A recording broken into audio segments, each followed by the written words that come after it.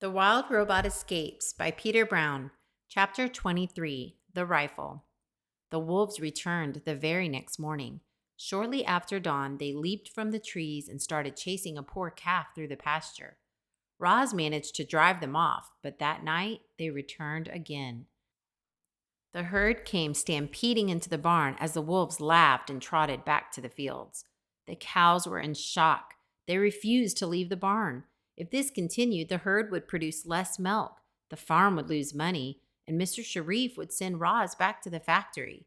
Something had to be done. Knock, knock, knock. The dog barked and the children opened the door.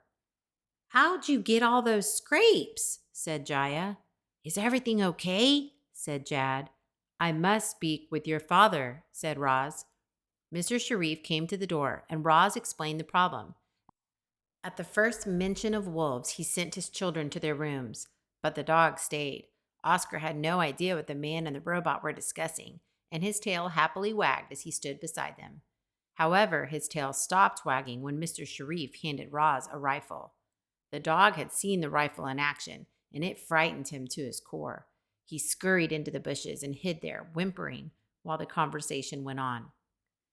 "What do you mean you can't fire a rifle?" the man yelled. "Roz, you're a farmer now, and sometimes farmers have to kill animals."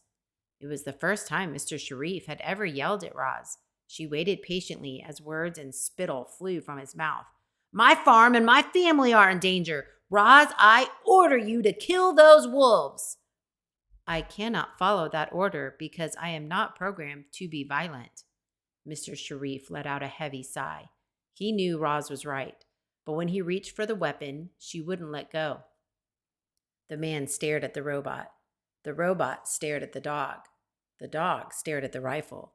Oscar was still whimpering and hiding in the bushes. Just the sight of the rifle had sent him into a panic. It was hard to believe that such a fearful animal was related to wolves. But dogs are related to wolves, thought the robot, and her computer brain began buzzing with activity. She thought of dogs and wolves and rifles. She thought of Shadow, the wolf leader, and the long, straight scar on his side. And then she had an idea. "Although I cannot fire the rifle," said Roz, "I believe it can help me solve the wolf problem."